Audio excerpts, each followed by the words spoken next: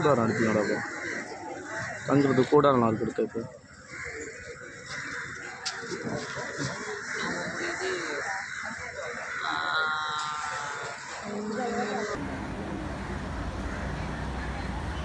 ஆக்கள் முடியவே இல்லைடா ஆக்கெல்லாம் இருக்குல்ல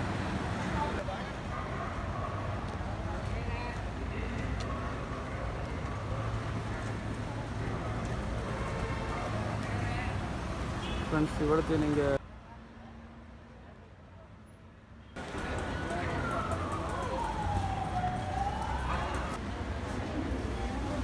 நம்ம ஆர்டர் பண்ண சாப்பாடு.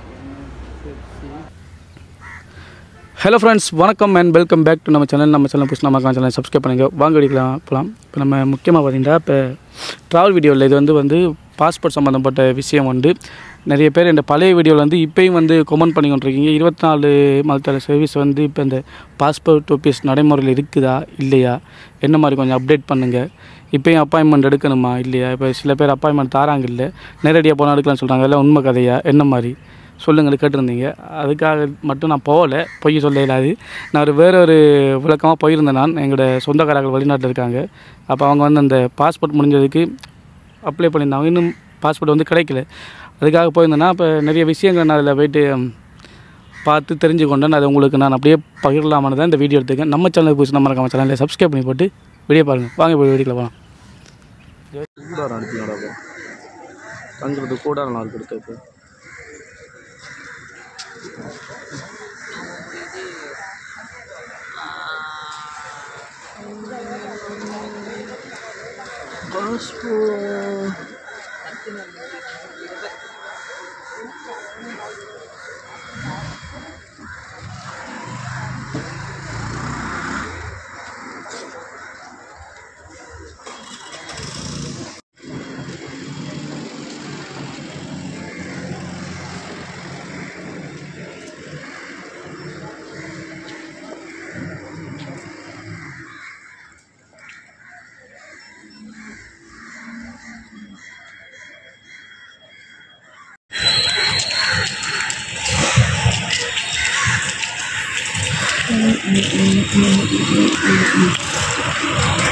ஃப்ரெண்ட்ஸ், இப்போ இங்கே பாஸ்போர்ட் ஆஃபீஸில் பார்த்தீங்கன்னா நேரம் சரியாக 4:30. சொன்னபடி இப்போ 24 மணித்தேலமும் வேலை நடக்குது தான். எல்லோரும் உள்ளே போய்கொண்டு தான் இருக்காங்க. நான் வேறு ஒரு வேலையாக வந்தேன்னா உங்களுக்கு எல்லாத்தையும் நான் அப்டேட் பண்ணுறேன். ஃப்ரெண்ட்ஸ், நாங்கள் அப்படியே நடந்து உங்களுக்கு எல்லாத்தையும் நாங்கள் அப்டேட் பண்ணுறோம்.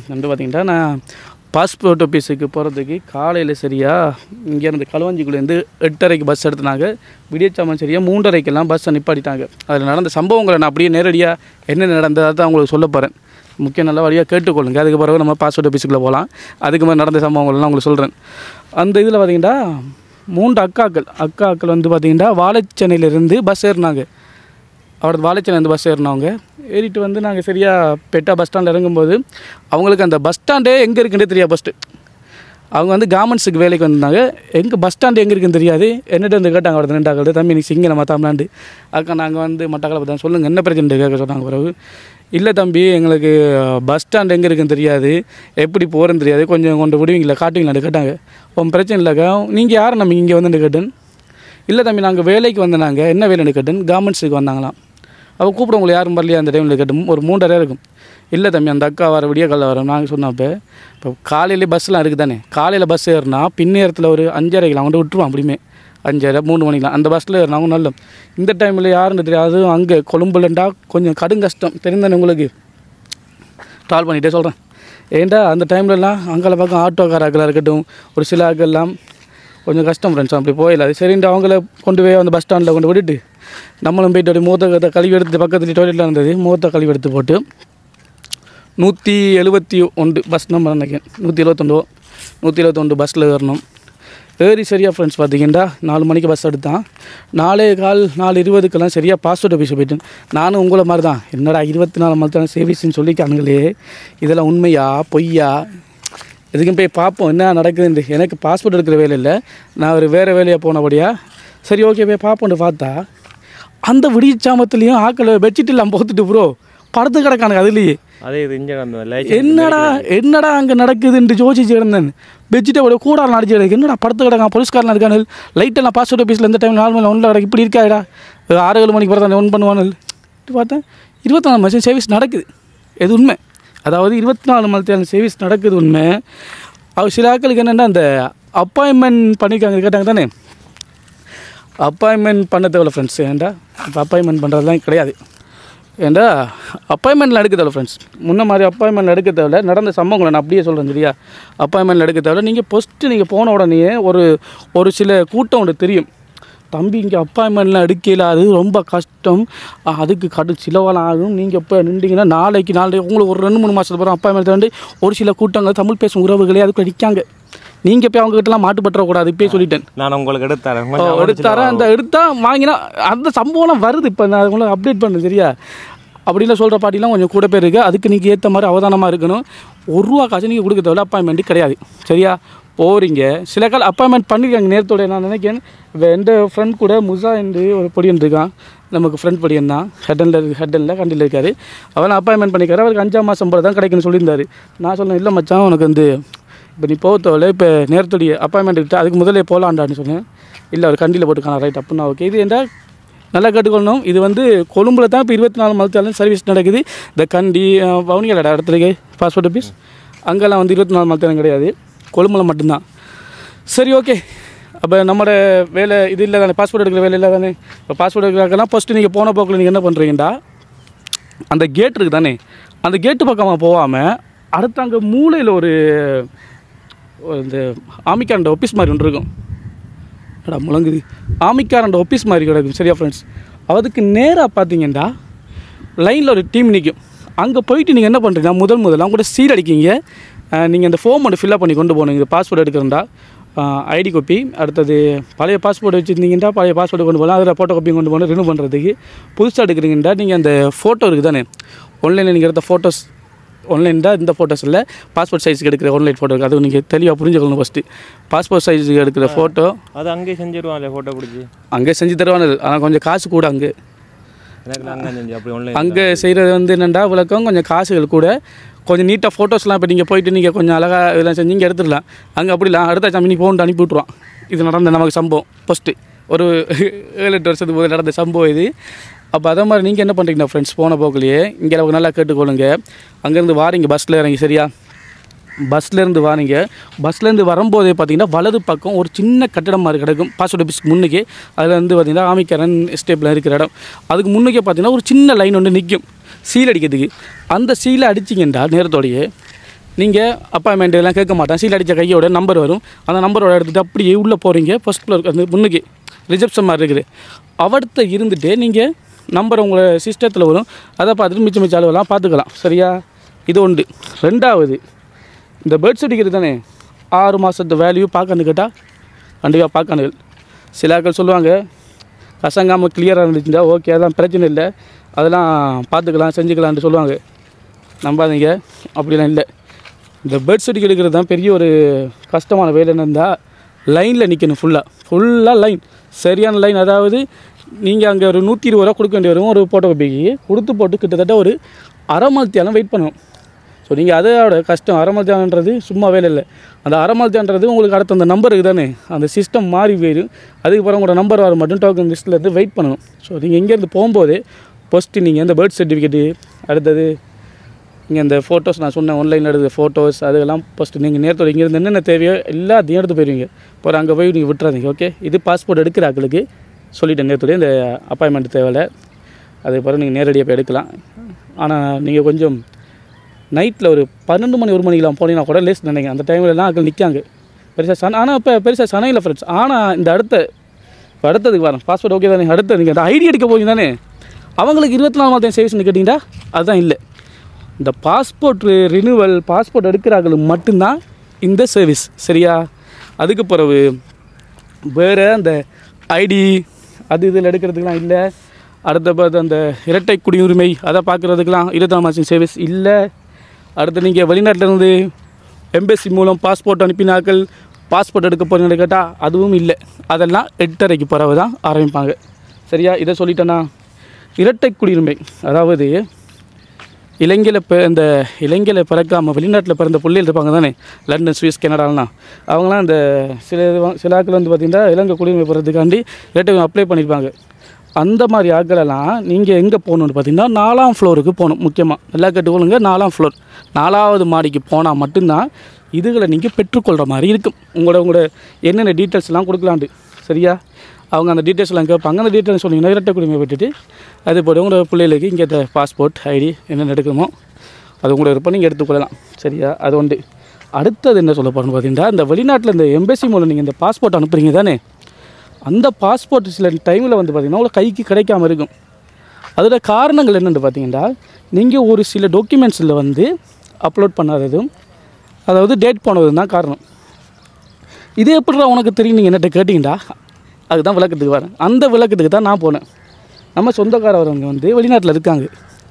அவங்களோட ஒய்ஃபுக்கு வந்து பாஸ்போர்ட் வந்து எக்ஸ்பிரை ஆகி கிட்டத்தட்ட இப்போ அவங்களுக்கு 3 வருஷத்துக்கு மேலே ஆகிட்டு நினைக்கிறேன். பாஸ்போர்ட்டு அவங்க எம்பசியில் அப்லோட் பண்ணி இவங்களும் நம்ம அங்கே லண்டனில் இருக்காங்க. லண்டனில் இருக்கிற எம்பசிக்கு கால் பண்ணி கேட்காங்க என்ன மாதிரி பாஸ்போர்ட் வந்துட்டான். இவங்க சொல்கிறாங்க இல்லை இன்னும் இந்த ஸ்ரீலங்கா எம்பசிலேருந்து அதுக்கேற்ற இதை சொல்லலை, என்ன நடக்குன்னு தெரில, நாங்கள் கேட்டுருக்கோம் உங்களை கூடிய சீக்கிரத்தில் வருண்டு 3 வருஷமாக அதுக்கு டேட் போயிட்டு.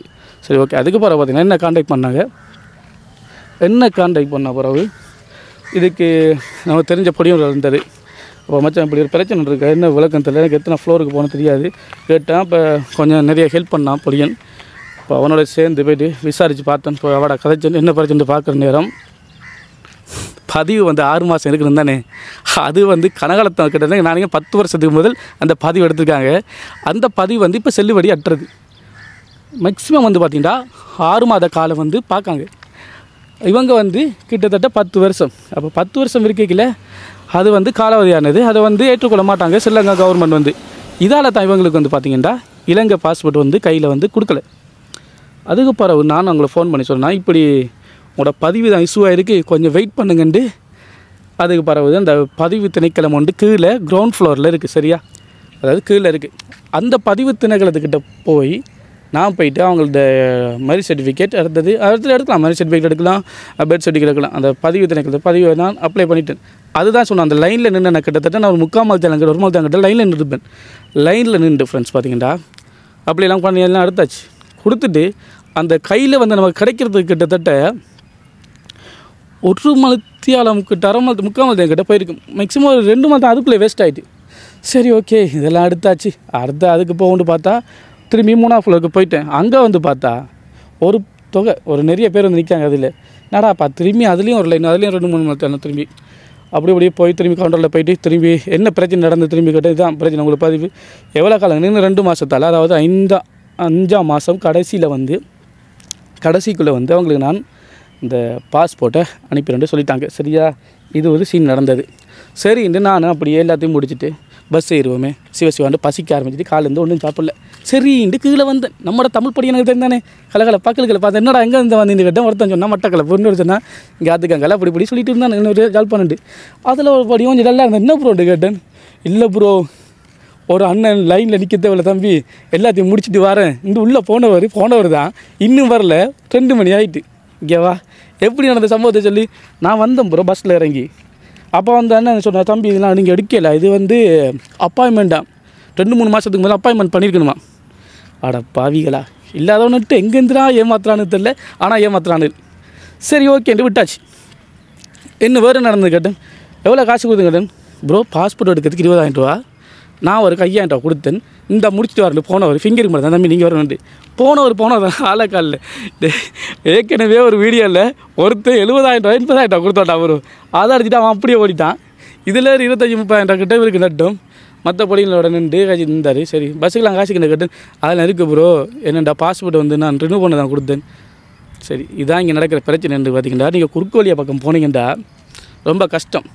செய்கிறாக்கள் இருக்காங்க தான், அதுக்குன்னு நான் வந்து உங்களுக்கு காட்டி தரல யார் செய்கிறாங்க இந்த செய்கிறாங்கட்டு. ஏன்னா அப்படியான வேலையில் நடக்குது, உள்ளுக்குள்ள நடந்து கொண்டு தான் இருக்குது. அதையும் பார்த்தேன். நான் சப்போர்ட்டானாக்களுக்கு சப்போர்ட் பண்ணுறதும் அப்படி ஒன்று வேலை நடக்குது. இந்த வீடியோவில் வந்து நான் அதெல்லாம் சொல்ல விரும்பலை, அது நீங்களே பார்த்துக்கொள்ளுங்க. அந்த விஷயத்தில் நான் இப்போ உங்களுக்கு என்ன சொல்ல வரேன்டா, இந்த மாதிரி நீங்கள் காசுகளை கொடுத்து தயவு செய்து ஏமாறாதீர்கள். நீங்கள் எப்படியுமே அந்த காசை போய்ட்டு அது சின்ன பொடியும் அப்படி யாரும் ஏமாந்து போகிறோம் அக்கௌண்ட் நம்பர் நான் அனுப்பி ஏக்கடைக்கு அனுப்பி கடை ட்ரால் பண்ணி தருவேன். ஏண்டா எப்படியுமே அந்த பொடியனுக்குடா ப்ரோ ஒரு 20-19 வயசு தான் இருக்குன்னு 19 19 ஒரு 25-26 வயசு இருக்கும் நினைக்கிறேன். அந்த சின்ன கேப்புக்கெல்லாம் அதுக்கு அவன் பொடியும் வெளிநாட்டில் இருந்திருக்கான். பாருங்க நிலைமையை. இப்போ இப்படிலாம் ஏமாத்துறாக்கள் இருக்காங்க. வாங்க நான் அவனுக்கு காய்ச்சிட்டே போவோம். இப்போ உங்களுக்கு விடத்தந்து உங்களுக்கு கிடைக்குது. சரி என்னண்டா அதான் இப்போ உங்களுக்கு நேரத்திலே சொல்லிட்டேன் எப்படி பாஸ்போர்ட் எடுக்கணும். இப்போ திரும்பி கடைசியாக ஒரே ஒரு முக சொல்கிறேன், பாஸ்போர்ட்டுக்கு அப்பாயின்மெண்ட் இல்லை சரியா. அதுக்கு பிறகு இன்னொரு சம்பவம் நடந்தால் அது சொல்ல மாட்டேன். ஐயோ அது பெரிய ஒரு விஷயம். ஃப்ரான்ஸில் நினைக்கும் ஒரு அக்கா ஒரு அம்மா ஒரு 2 பிள்ளைகள், அந்த பிள்ளை எல்லாம் வந்தாங்க. ஒரு பொடியன் அங்கேருந்து ஃப்ரான்ஸில் நிற்காமல் வர முடியல. என்ன ரீசன் பார்த்தீங்கன்னா இதான் பிரச்சனை, அந்த பொடியின் பாஸ்போர்ட் வந்து எக்ஸ்பைரி ஆகிட்டு. என்னென்னு வந்து பார்க்க வந்தால் இதுதான் சீன் பதிவு. இந்த பதிவு கொடுக்காதால அவன்டையும் பிளாக்ல இருக்குது, அப்படியே பிளாக் பண்ணி வச்சுக்கானுங்கண்டா, அந்த பெண்டிங்கில் வச்சுக்காங்க அப்படியே. அப்படி சீன்லாம் நடக்குது ஃப்ரெண்ட்ஸ். உங்கள் என்ன பொறுத்த மட்டும் நீங்கள் வந்து பாஸ்போர்ட் எடுக்கிறேன்டா அப்பாயின்மெண்ட் இல்லை, நேரடியாக எடுக்கலாம். 24 மணி நேரம் பாஸ்போர்ட் ஆஃபீஸ் நடக்குன்னு கேட்டால் உண்மைன்னு கேட்டால் உண்மை வந்து எடுக்கலாம். ஆனால் எவ்வளோ காலத்துக்கு இது உண்மையாக இருக்குமென்று தெரியாது. இப்போதைக்கு 24 மணி தான் இருக்குது, நீங்கள் வந்து பாஸ்போர்ட் எடுக்கலாம். இதை ஒரு 4-5 இல்லை 2 வருஷம் கழிக்க வந்து தம்பி என்ன மாதிரி 24 மணி தான் எடுக்கலாம் என்ன கேட்கக்கூடாது. இப்போ இந்த வீடியோவில் சொல்லிட்டேன். நீங்கள் சொன்னு கேட்கக்கூடாது. ஏன்னா நான் இதை மாதிரி வீடியோ ஏற்கனவே 2 வீடியோ போட்டேன்னா அது நல்ல ரெஸ்பான்சிபிள் வந்தது. அதை கேட்ட கொமெண்ட்டுகளுக்கு திரும்பி கொமெண்ட் கேட்க தான் இப்போ வந்திருக்கேன் சரியா. இப்போ எல்லாத்தையும் சொல்லிட்டேன். நீங்கள் அதுவும் அந்த கொழும்புல அந்த ஆட்டோவுக்கு 1500 கொடுத்து ஆட்டோவில் போகாதீங்க. 171 பஸ்ஸில் ஏறுங்கடா வெறும் 80 ரூபா போகிறதுக்கு, வாரத்துக்கு 80 ரூபா, 160 ரூபா முடியும். இல்லை 1500 போயிட்டு 1500 கொடுத்து பெரிய ஆக்கள் தான் போயிட்டு வாங்க, பணக்காராக்கலாம் பிரச்சனை இல்லை. அதையும் சொல்லிடுவேன்டா. அப்போ நானுக்கு 25 கொடுத்து இல்லை எடுத்துவாங்க. நல்லா எடுத்து. ஓகே ஃப்ரெண்ட்ஸ், இதை தான் உங்களை சொல்ல நினச்சேன். இல்லை நம்மளோட மற்ற வீடியோ நான் அதில் சேர்த்து ஜாயின் பண்ணி விட்றேன். அப்படியே அதையும் பாருங்கள். Bye friends. இப்போ நேரத்தை பார்த்தீங்கன்னா சரியா 10:56. நான் இப்போ பாஸ்போர்ட் ஆஃபீஸுக்கு முன்னுக்கு நினைக்கிறேன். காலையில் சரியாக 3:30 வந்தேன் நான். பஸ் எல்லாம் கிட்டத்தட்ட ஏறி இவருக்கு வந்து சேர நேரம் 4:30.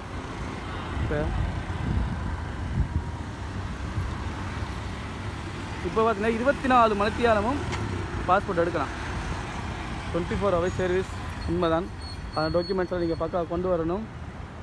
வெளிநாட்டிலேருந்து அப்ளை பண்ணுறாங்களுக்கு நான் என்ன செய்யணும் டீட்டெயில்ஸாக சொல்கிறேன். ஏன்டா அதுக்காக தான் நான் வந்தேன். இன்றைக்கி எல்லாத்தையும் நான் உங்களுக்கு அப்டேட் பண்ணுறேன் ஃபுல்லாக.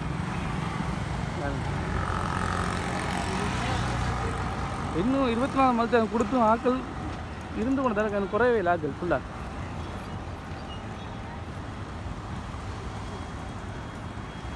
யாருங்க எவ்வளோ ஆக்கள் வந்து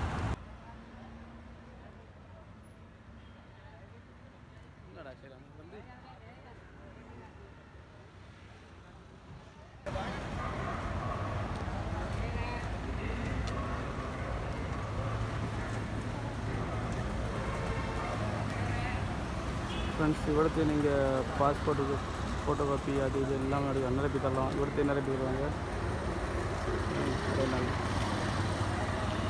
சாப்பிடணும்.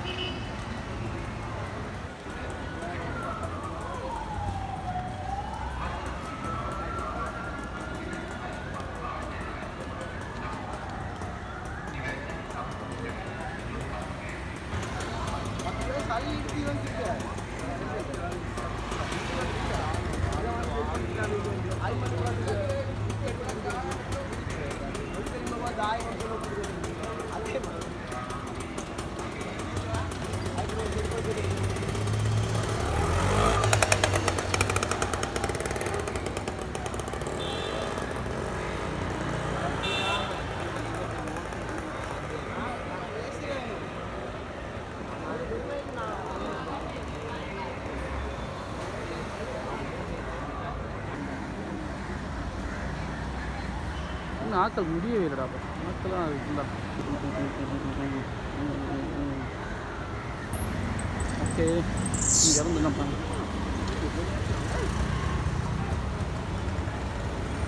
சரி ஃப்ரெண்ட்ஸ், நம்ம இங்கேருந்து கிளம்ப வேண்டிய நேரம் வந்துட்டு போயிட்டு முதல்ல அங்கே நம்ம ஒரு பஸ்ஸை பிடிக்கணும். இப்போ பஸ்லேயே போனீங்கன்னா ஒரு லாபம் 80 ரூபா முடியும். ஆட்டோ எடுத்தீங்கன்னா 1000 ரூபா 1500 கிட்ட கேட்கான். செத்துறீங்க அதில் பஸ்ஸில் போனீங்கட்டா. சரி ஆட்டோவில் போனீங்கட்டா.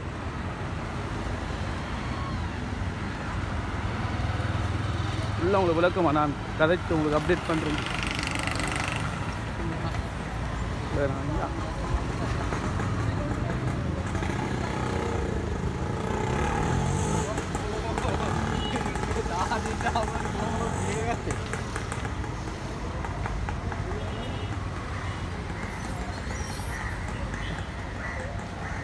இப்போ நம்ம அங்காள பக்கம் தான் மாறணும். சாப்பாடை பற்றி சொல்ல போனோம்டா, சாப்பாடு உண்மையாகவே வேஸ்ட். சாப்பாடு சரியான வேஸ்ட் ஃப்ரெண்ட்ஸ். இங்கே சாப்பிட்றதுக்கு நல்ல கடையில் பார்த்து சாப்பிடுங்க. நம்ம வேறு கிண்டி போனால் சரி அப்போ கிண்டி கேட்போம். லேட்டாகும் ஊரோட போனால் அதெல்லாம் கொஞ்சம் பாதுகாப்பு.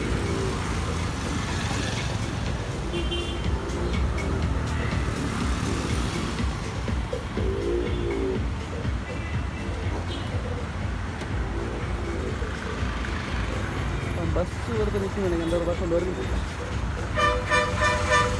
Full traffic. சரியான ஃபுல் டிராஃபிக் ஆகிடுச்சு ஃப்ரெண்ட்ஸ்.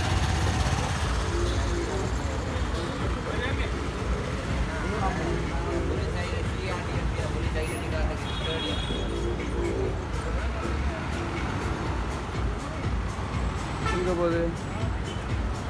கொட்டாவை போகுது. கொட்டாவை போகுது. ஒர்க் சரி போல.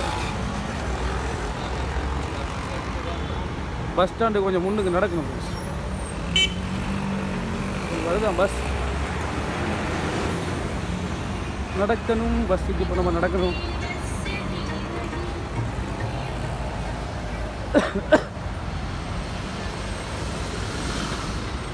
ஃபோனை நான் கையில் பிடிச்சி திரிய பயமாக இருக்குது. ஃபோனை பறிச்சுட்டு ஓடிடுவான். இங்கே அவனோட ஓட்டத்துக்கு பின்னுக்கலாம். நம்ம சாதாரணம் ஓட இல்லாது அந்த ஓட்டம் ட்ரைனிங் எடுத்து வச்சுக்கானே இருக்குது.